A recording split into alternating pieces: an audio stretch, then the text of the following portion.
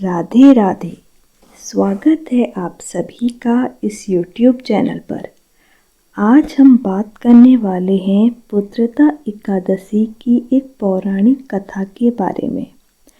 एक बार धर्मराज युधिष्ठिर ने भगवान श्री कृष्ण से पूछा कि हे भगवान, कृपया करके पूस शुक्ल एकादशी का क्या नाम है, इसकी विधि क्या है और कौन से देवता की पूजा की जाती है, मुझसे कहिए। तब श्री कृष्ण भगवान बोले कि हे राजन, इस एकादशी का नाम पुत्रदा एकादशी है। इसमें भगवान नारायण की पूजा की जाती है। इस चर और अचर संसार में पुत्रदा एकादशी के व्रत के समान कोई और दूसरा व्रत नहीं है। इसके पुण्य से मनुष्य तपस्वी, विद्वान और लक्ष्मीवान होता है। इसकी मैं एक कथा सुनाता हूँ, तुम ध्यानपूर्वक सुनो। भद्रावती नगरी में सुकेतुमान नाम का एक राजा राज्य करता था। उसके कोई पुत्र नहीं था। उसकी स्त्री का नाम सेव्या था। वह पुत्र न होने के कारण सदैव चिंता में रहती थी। पुत्रहीन राजा के पितर रो रो कर पिंड लेते थे और सोचा करते थे कि इसके बाद हमको कौन पिंड देगा।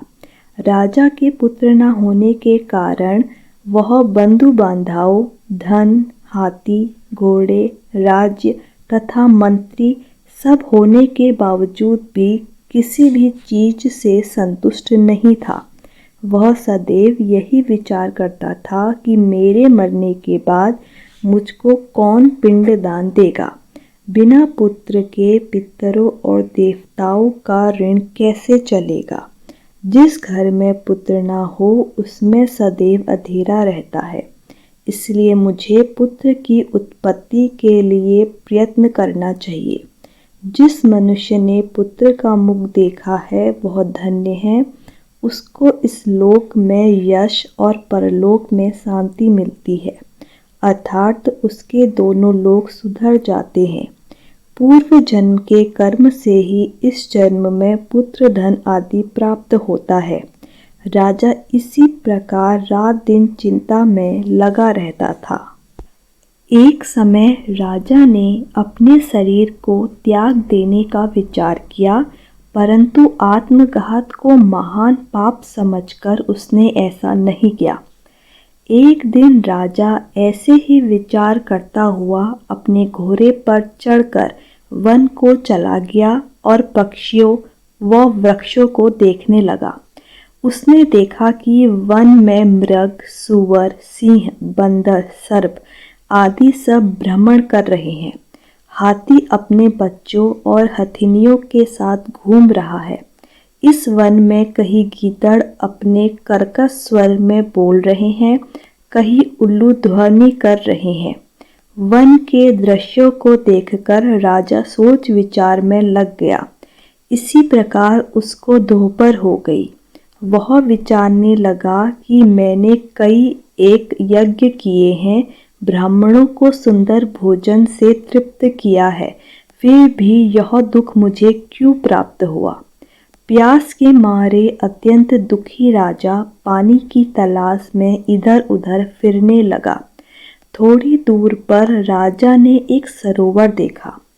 उस सरोवर में कमल आदि फूल खिल रहे थे तथा सारस, हंस, मगरमच्छ आदि विहार कर रहे थे।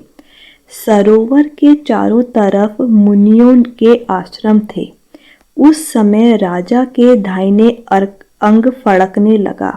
राजा शुभ शगुन समझकर घोड़े से उतरकर मुनियों को दंडवत करके उनके सामने बैठ गया। राजा को देखकर मुनियों ने कहा कि हे राजन, हम तुमसे अत्यंत प्रसन्न हैं। तुम इस जगह पर कैसे आए सो कहो। इस पर राजा ने उनसे पूछा कि हे मुनीश्वरों, आप कौन हैं और किस लिए यहाँ आए हैं, सो कहिए।